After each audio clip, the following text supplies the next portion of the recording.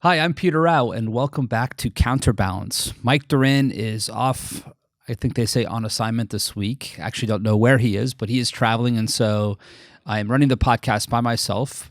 But worry not, I'm joined by another Hudson colleague, one of our newest colleagues, Jonathan Ward. Jonathan, if you'd like to catch more of him, did a warm-up act this week by the much inferior other Hudson podcast, Arsenal of Democracy by Marshall Kozlov. You can catch that as well. But here he is today. Jonathan, welcome to the show. Thank you, Peter. Great to be with you. So Jonathan has a very interesting background. He did his undergraduate degree in Russian literature and history, so Russian society essentially, at Columbia, but then worked on Sino-Indian relations for his PhD at Oxford. He has a consultancy Atlas organization, which he's been known for over the years, which works on Sino-American economic competition, among other things.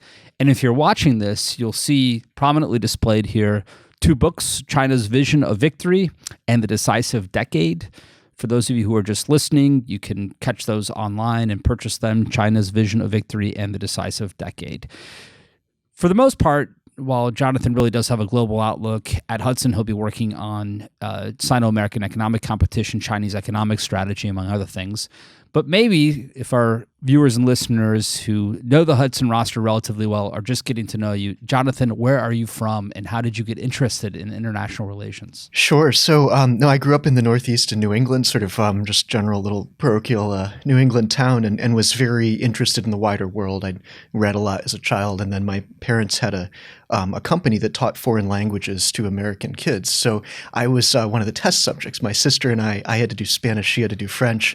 That created this sort of love of languages at a very early age. And by the time I got to college, it was sort of like, let's go learn the hard ones that'll open up the big, interesting countries that I've read about, whether it was Marco Polo as a child or what have you. And at Columbia, I'd grown up with Spanish and French. And then at Columbia, I started Russian as a concentration and then did Chinese language. And I had been deciding between Russian, Chinese, or Arabic. Ultimately did all of those. Lived in the Middle East for a couple of years, learned Egyptian and Syrian Arabic. And, there was a time when I could speak Indonesian because I was on cargo ships in Indonesia, and just did a sort of, wide variety of languages throughout my 20s. And that's sort of how I came to international relations, in the sense of I was curious what was going on in my lifetime, so to speak. If I'll learn the hard languages, go see what's going on in the world, I'll start to discover some of what's coming. And very early on in my China travels, it was clear to me, I'd been a student at Beijing University and all that, but it was clear to me that what most Americans at that time, we're talking 20 years ago, thought China was going to be was absolutely untrue. I mean, this wasn't going to be some big friendly trading partner and giant market. It had, a strategy of its own, a view of the world of its own, all of which I thought were going to be incredibly disruptive and dangerous to the United States. And I think that's sort of how some of the main ideas that characterized my work today really did form at a pretty early age in this process. But it was really languages that brought me to the whole picture. And I know some of your scholarship relied on Chinese language sources, which have since been walled off by the CCP. But since we're on the subject of languages, since you're a polyglot of sorts and really impressive to master such a wide array of languages, what advantages do you think it gives you as an IR expert? For my own 2 cents, I think what's most important is to have to understand sort of the point of view, to understand the means and modes and ways that countries develop strategy and the way leaders think. But having a language on top of that really gives you sort of a sociological, anthropological advantage in a way, and it lets you perhaps look around corners a bit more than somebody coming from the outside. What say you? Oh, 100%. I mean, that was it was how to go and get to know a place.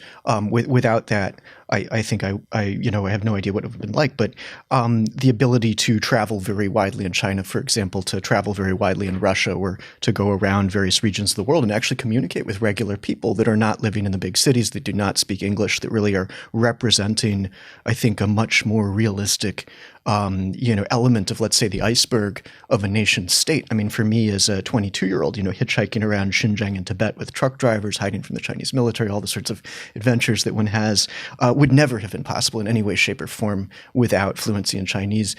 Same thing with Russia, same thing with the Middle East, all of that. It just gave access to sort of the thing in itself in a sort of Kantian sense. I mean, just what's really going on here, as opposed to the simulacra that I think comes from, when a Western nation is studying another nation without having any access to its people.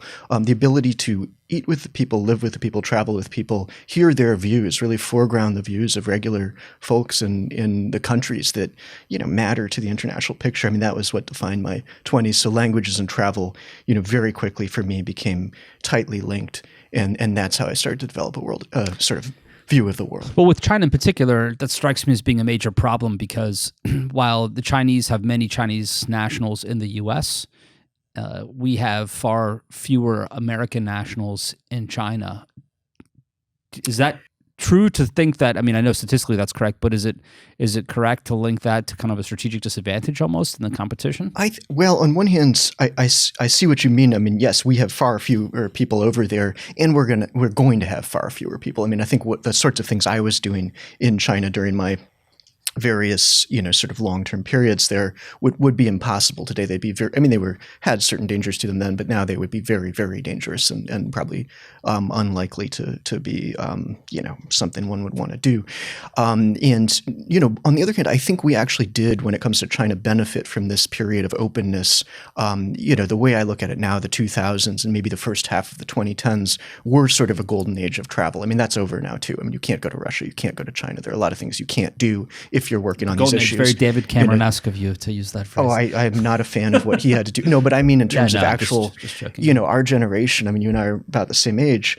We had this amazing period where you could go and see the world, and you could go and have adventures and get into trouble and come out all right in a lot of major places that now are quite dangerous. But I think that gave America something that we probably didn't have in the Cold War. I mean, we did not have hundreds and hundreds, thousands of young Americans traveling widely around the Soviet Union and understanding. I mean, Kennan did that, but most people didn't. So and yet we were actually very, I think, early on in the Cold War able to come up with an accurate representation of the Soviet Union, whereas in the U.S., I think we came up with an inaccurate representation of China, i.e. responsible stakeholder, all the rest of it, despite the fact that we had that access. But today, I think we are going to be drawing upon the fact that there was a period where you could go and really have access to all kinds of things. And then, the archives that you mentioned in my PhD, when I shifted my focus from Russia-China relations to China-India relations at Oxford, it was, they had opened these archives in Beijing, the diplomatic archives, that basically explained the CCP worldview at the very beginning, their diplomatic views of India, of America, of the USSR, all of that. They shut it all down for some interesting reasons. But, that was, they are going to do their own part of this to start shutting down what we have access to, not just, I think, in terms of physical ability to travel around the place, but, documents and things that we might have had a lot of access to 10 years ago. Well, I don't know if you know Eric Brown. He's a colleague of ours who's left Hudson to go work at William and Mary. But we used to crown him our in-house Indiana Jones, or the Adventures of Tintin, maybe. So, Jonathan, you are our new in-house Indiana Jones based on that background. My Russian professor at Columbia used to call me Indiana Jones, and then he was very surprised when I got a PhD, and I was like, "Well, Jones did that." He's like, "Good job, you're right." So, thank you, Peter. That's funny. I like the titles of your books because China's Vision of Victory spells out China's essentially strategy, and then the Decisive Decade, some of the answers which might be able to counteract or counterbalance or check the Chinese. So maybe just as a thesis statement, give us China's vision of victory as you spelled it out. Sure. I mean, it's a vision of becoming the supreme power in world affairs. And I think part of what's important, to today's discourse is that did not start with Xi Jinping. I mean, I wrote this, based substantially on what I did at Oxford, studying the sort of founding views of the PRC, and then also work I'd done for the U.S. Department of Defense Office of Net Assessment, looking at the longer range, future views. I mean, how do they look at the future out to sort of 30-year time period? And the bottom line is, they have this idea, as we all know now, I mean, this is very common now to understand, that, China was humiliated at the hands of foreign powers, the Bainan Guocha, the 100 years of national humiliation.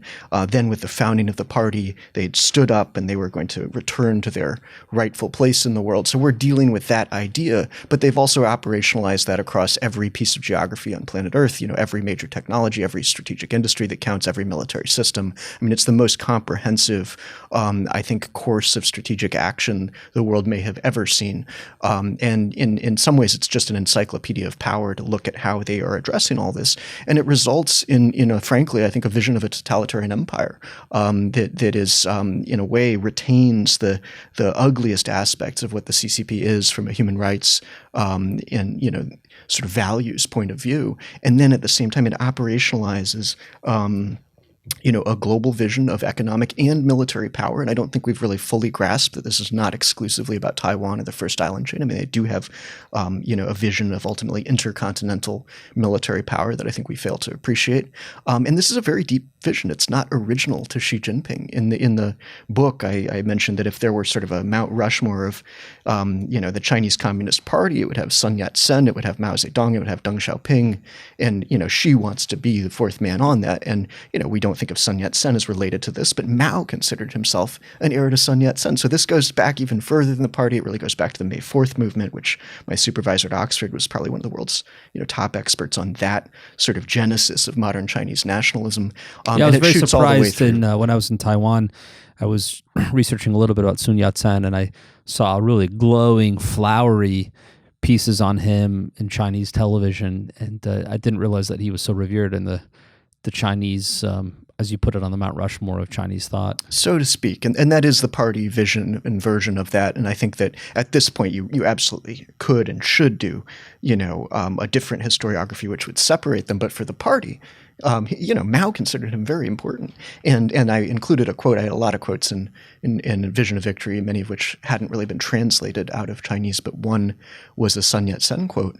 Where he talks about China being the center of the world and how, thousands of years ago, countries understood their place vis-a-vis China. So that was not, necessarily a entirely different view of Chinese power, of China's role in the world, China's place in the world. But I don't think it had the characteristics of either the Communist Party of today or the Communist Party of 1949. That is a fundamentally different, more violent, more anti-American strain in Chinese nationalism. How are Xi and Mao different or similar?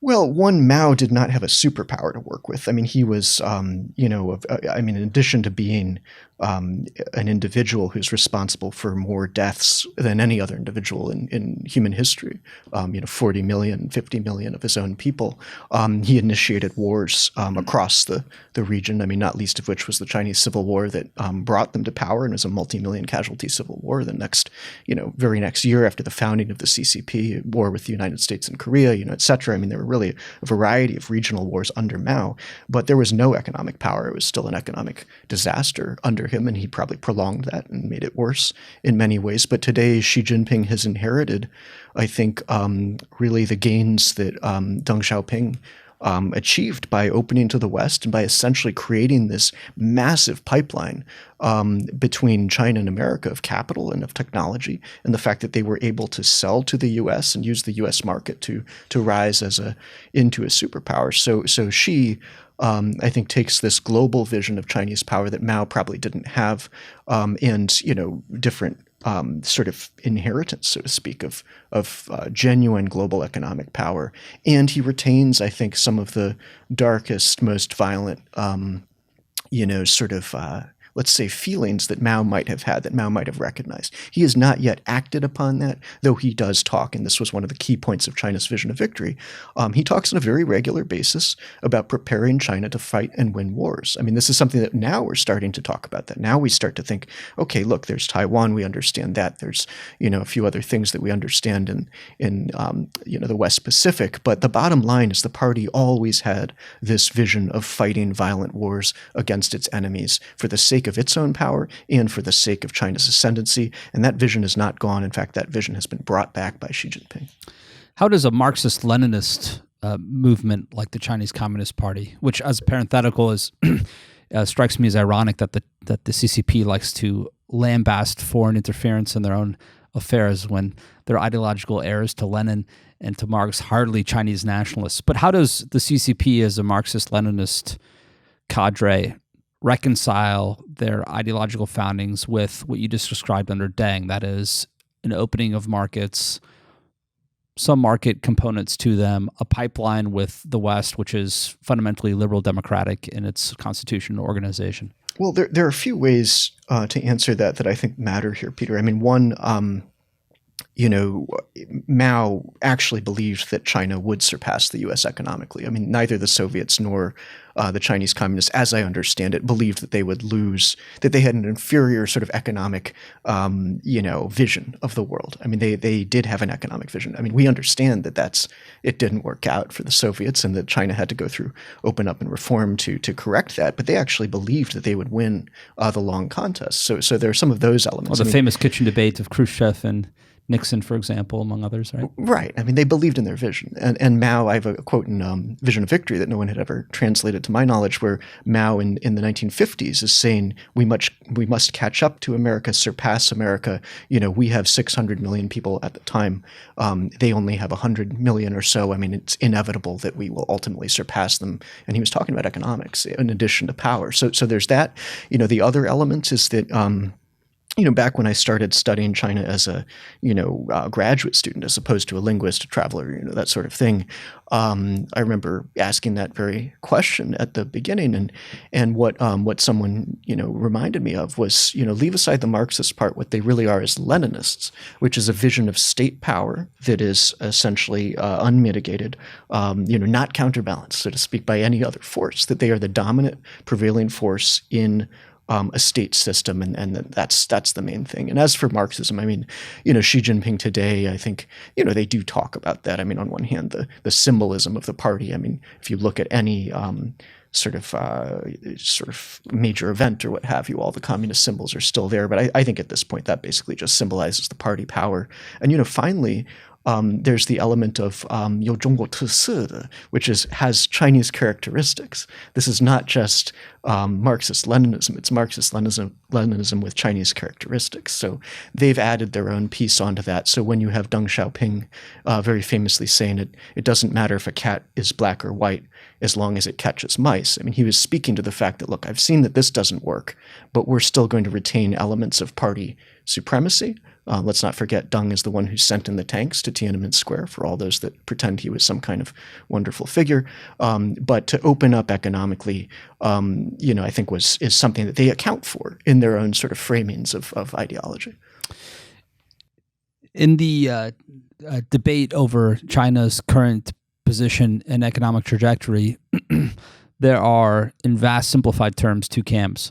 One would say that, to use an unoriginal metaphor that's not my own, that China faces some real metastasizing internal tumors, demographic decline or demographic peak, middle income trap, a crackdown from its Leninist background that really strikes at some of the innovative aspects of their economy, thereby choking off growth and so forth.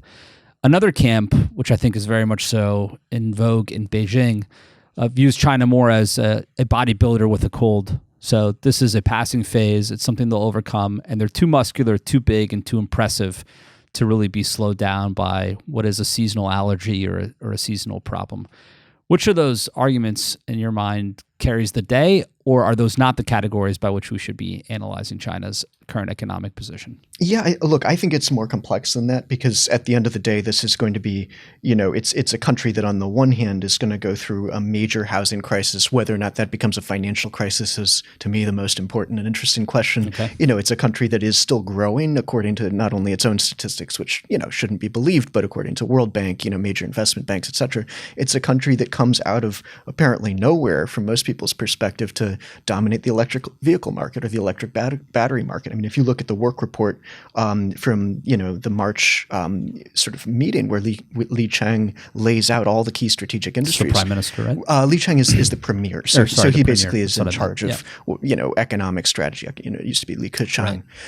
Anyhow, he It's basically the key performance indicators of China's vision of victory. It's a little quarterly update. It's not quarterly, but it's almost like and this you're is where reading. they set the 5% target for the That's coming right. year. And all that anyone paid attention to in that report was sort of the defense spending and the growth target. But what's actually under there in the 40-page report is a discussion of key strategic industries, technologies of the future, industries of the future, all this stuff that has absolutely been in play for 20 years now, and which they're executing on through a series of national strategies, which I laid out in the first book and talk about a lot in the Decisive Decade, because I think that's how we ultimately win. But look, I don't think we're going to get a free pass on geopolitical or economic competition with China because of demographics. One, that doesn't really set in until the 2030s or 2040s. So we still have to win in the 2020s and sort of set the foundations for long-term competition.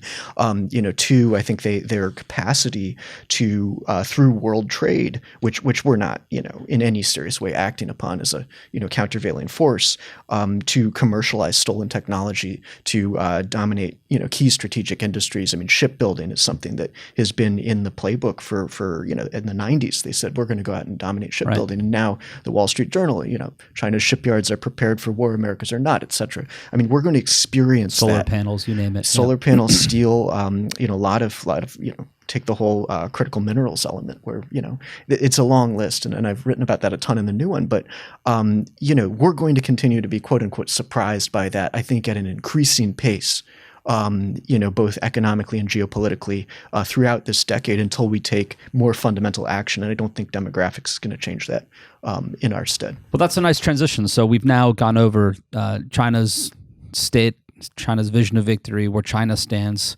Let's talk a bit about the response, which is to say, in this decisive decade, what are some of the tools available to the United States? What are the pillars of action that the administration and Congress should be looking at? Yeah, so look, the way I've laid this out, in a way, it is to solve the problems presented by China's vision of victory. I mean, insofar as they have this strategy, what should we be doing to beat that? And that is probably the question that's characterized my whole life since I was 22 in Xinjiang in Tibet and realized that we had a problem.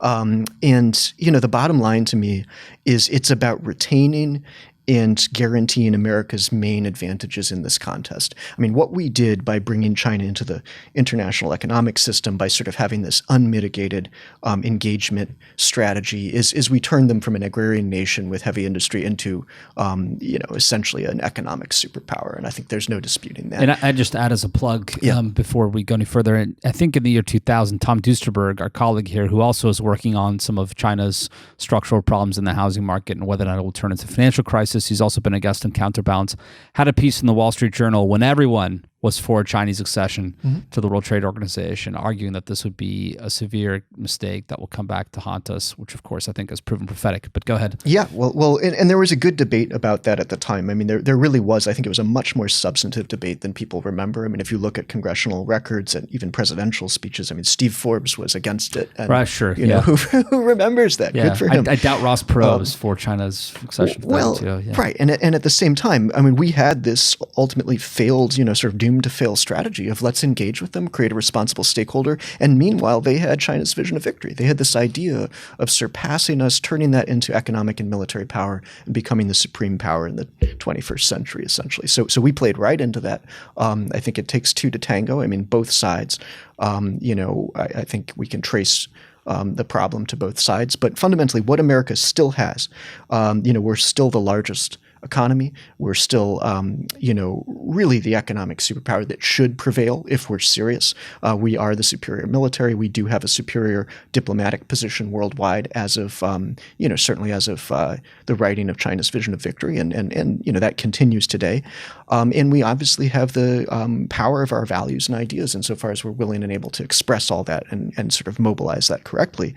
And to me, this is about how do you use those fundamental advantages to beat them at the beginning of this contest rather than the geopolitics of the 2030s after 10 more years of economic and technological engagement with China could be a complete disaster for us. I mean, you really only get to China's vision of victory through continued engagement with the U.S. So what I laid out in Decisive Decade, I basically took the whole dime, and reversed it into the order that I think matters. So put economics first, then diplomacy, military ideas. But the bottom line is to win the economic contest. I mean, that's what I think will allow America to prevail against this adversary. One, because I think that's where this is really going to play out most of all. I'm not discounting the military side, but I think we can win an economic contest. It's not how America thinks about geopolitics. I mean, that's a key disadvantage for us is we're starting from this position of thinking that engagement is a good idea, and then we'll work on the rest. Sounds like you're saying we can win this competition, but we're on course to lose it right now. Yeah, I think we are more or less on course to.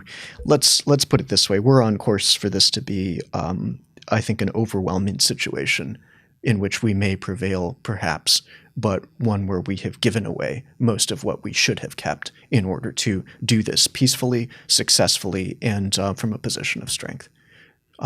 We may come out of this if we stay on sort of a half-cocked strategic course. But it that would strikes take a me lot of that luck. the real conundrum, which applied, I think, to the thinking in the immediate post 9/11 era, has applied to terrorism, but now also to the great power competition with China and Russia, is that how do free and open societies guard against actors who want to do us harm in an era of globalization? And that really, I think, is one of the essential problems. I mean, I think it was Churchill who said, democracy is the worst form of government, save for all the others. So it has certain strengths because we have innovation and freedom, but that springs from a certain openness. And these bad actors take advantage of our openness and use the powers of the state to try to undermine us and thieve our innovations, essentially. Is that a decent description of the problem? I think that's one element of it, but really the answer to that, I mean, what I've set up in the economic arena, I called each of them arenas in the book, and is two things. I mean, one, economic containment of China, and two, rebuilding the U.S. So those two things, I think, are is the real thrust of what I've proposed here, which I think is the solution to their strategy. It's not just, it's just if you want to take apart China's vision of victory, this will do it. But economic containment is the part that I think is going to be a serious adjustment for the United States, but a necessary one we probably will have wished we had done if we lose that moment. And that is I think an urgent sort of, that happens in this decade or doesn't happen at all. But it's bottom line, it's about severely curtailing their access to our capital, technology, and markets. I mean, at the end of the day, they require us to continue to grow, and they are growing. I mean, this is not a country that is totally stagnant.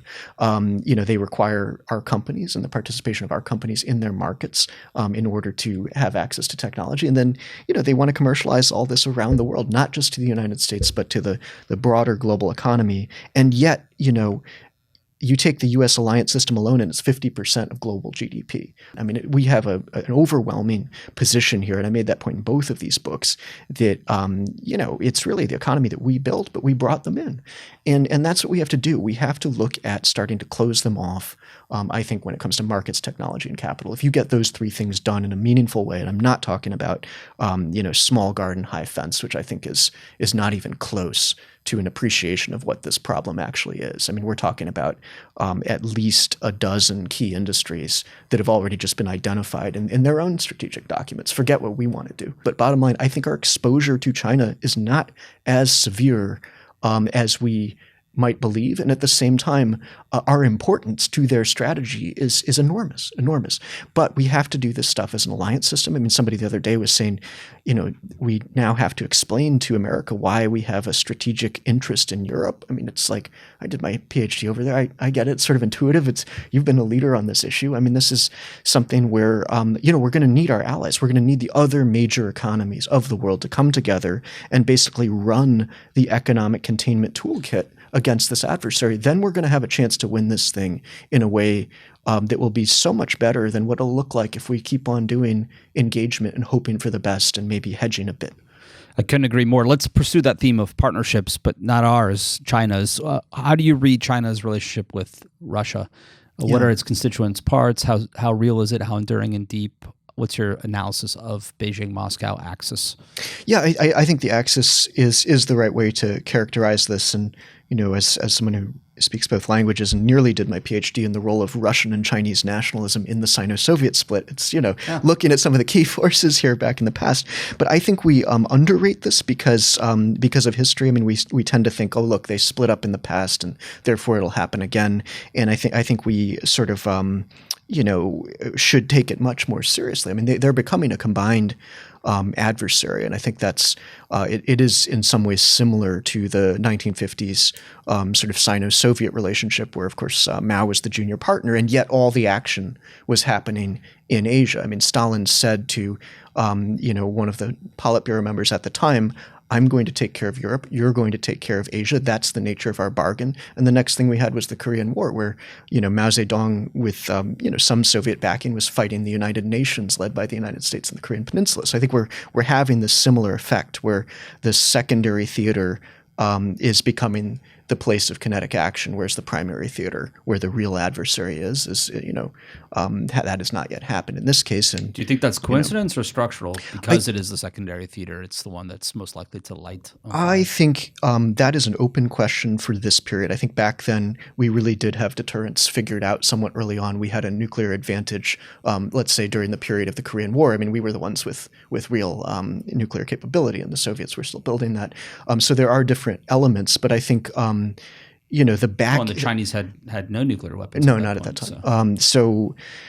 But bottom line, I think the way that these sort of junior senior partnerships appear to work, if we simply take that relationship, is on one hand, Putin's strategy is his own strategy, his ambitions are his own ambitions, but the closeness of that relationship I think is quite real, and Chinese backing I think is absolutely what's caused him to take action in Europe. I think he wouldn't. There's no chance he would have done any of this without China backing him. And again, if you go down to that statement they released in February of 2022 at the Olympics, which is just a very 1930s moment in itself. I mean, these two horrible, authoritarian states at the Olympics, it's quite a deep document. I mean, it shares a lot of what they really think. I mean, in that document, the Chinese say that they oppose any form of NATO expansion, and the Russians say that they recognize that that Taiwan is part of China, et cetera. And it goes on in many forms. And so I think we are dealing with something very substantial. But what I would do about it is I would target all the Chinese companies in Russia. And there's a great one of the Yale Business School professors releases an annual list or quarterly list of companies still operating in Russia after the invasion of Ukraine. And I used a lot of them in the Decisive Decade because you have this whole list of all the major strategic corporations of the PRC, and they're in Russia, and we should just be striking those companies with our economic toolkit all day long and having a grand old time doing it. That Yale group has gotten a lot of attention in the last year and a half, more so than your usual sleepy backwater sort of Ivy League academic outfit, I have to say. From Russia, China, let's go to a place that is clearly near and dear to your heart, given your background, and very different than the Moscow-Beijing relationship, and that's New Delhi and Beijing. What's the state of Indian-Chinese, Sino-Indian relations these days? Well, not good, I think, but I think that's been a feature for quite some time. I mean, there's the border itself, I think, is the real traditional center of gravity and center of tension in that relationship. But at this point, also China's gains in the Indian Ocean region, which the U.S. I think pays too little attention to. That's a sort of encirclement strategy that Beijing has. I mean, to protect their, as they see it, overseas interests in Africa, even in Europe, throughout the Indian Ocean rim, you name it. So they do have this strategy that puts India in a very uncomfortable position, both on land and by sea. And I don't think there's really any big chance of changing that. And the real question to me is whether the primary pathway for that is through Burma. No, I mean, you take the Belt and Road itself. It has two. When it was first conceived, it had two vectors. I Right. mean, one was the overseas economic route through Central Asia, and then the other is the Maritime Silk Road, which is all Indian Ocean. So their relationships in the Maldives and Sri Lanka and East Africa. I mean, all of that is very concerning to Delhi. Their relationship with obviously Pakistan, with Bangladesh. So not a lot of that is new. I mean, I think a lot of it really began in the 2010s. But there that's I guess that was my point is. There's no doubt that there are worries there, but when you say their gains recently, there really hasn't been that much shift of late in China's Indian Ocean breakthroughs, has there? I think there's some. I mean, on one hand, the Maldives is becoming a much bigger concern than it was 2 to 5 years ago. I think their progress in Africa is very concerning. Basically the whole East African coast is just saturated with Chinese investment and infrastructure projects to the tune of substantial portions of national GDP. So all of those gains I think are somewhat constant. And diplomatically speaking, I think it's their ability to work with small island states, whether it's Solomons or the Maldives, that is a problem for both the U.S. in a bigger picture, but also for India right there. But I think the real question for India, I mean, this is a very important question in the 21st century, is are they going to choose a side, or are they going to stick with the sort of neo-non-alignment that, frankly, I don't think that helped them in the 20th century at all. I mean, they became a partner of the Soviet Union instead of joining the free world. And there were many, reasons for that they saw as the way to go. I mean, during the border war, they were very concerned that the Russia-China split would come back together if they sided with the U.S., and that's a lot of what drove that partnership. But today, I think if they could make a clear choice, let go of the relationship with Russia, come to the U.S. and allied side, I mean, I think that would really swing the geopolitical picture massively in the favor of the democracies. And if they don't do that, I don't think a multipolar world is going to look so good for New Delhi. I mean, a multipolar world is really not going to be to their advantage in the long run. So they have some decision making to do, and then I think we have to. We are on a good track now, I think, with our businesses and financial institutions starting to really focus on India. I mean, you see things like KKR talking about their investments and, all the big tech companies. So that's all positive. But I think we should really have some diplomatic expectations when it comes to not just the relationship with China, where we are already very aligned, but the relationship with Russia, where I think it would be very important for them to find their way to the Western side. Yeah, that's a tough road to hoe, though, I have to say. And my limited interactions, admittedly, but interactions nonetheless with the Indians have led me to at least set up the hypothesis that they are such a proud civilization unto themselves that they're disinclined to choose sides in the burgeoning Cold War 2.0. But maybe I don't work on this area, and I think there's a cost to that, though, Peter. I think there's a cost to that, and I think they paid that cost in the 20th century. And they know that, you think? I think that's something that is, I've had a lot of discussions around these sorts of issues over the years. A lot of people in Delhi read my PhD thesis on Chinese views of the border war. But, I think that's a conversation we should be having. I mean, there is an outcome here. There is a, right path. And it's not about, having them come to this as a, genuine partner is different from saying, hey, come find your way into a system that we dominate, that sort of. Yeah, no doubt. We should be pushing for it. It is the big strategic prize. I just wonder how successful we'll be. So you've written China's Vision of Victory. You've written The Decisive Decade. If you could write a third book, what would it be? Well, I think, in Decisive We won't tell Decade, John Walters, who doesn't want his scholars disappearing, to write books.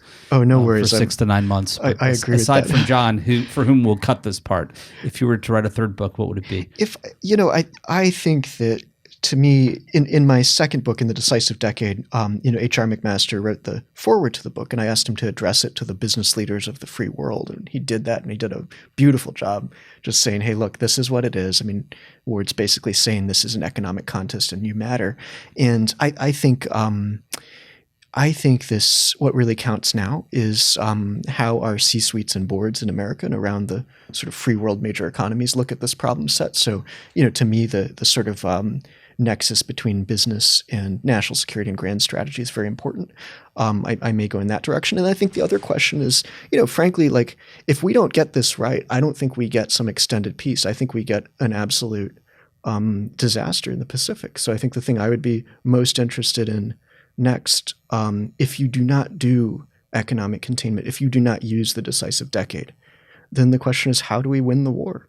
I mean, we're in this period right now, Peter, as a historian, in my view, where it is not guaranteed that we do not have conflict with a nation state that is building up for conflict, that has told us exactly what they want to do, that's put all of that in place. I think we have this moment where we can win through containment, where we can rebuild peace through strength, but we have to do hard economic things that a lot of people are going to have a hard time with. And I think if you don't do that, what is it really like to have to fight the Russia-China axis? That's what I'd want to know. Jonathan Ward, polyglot, intrepid traveler, Hudson scholar. Thanks for joining us on Counterbalance. Thank you, Peter.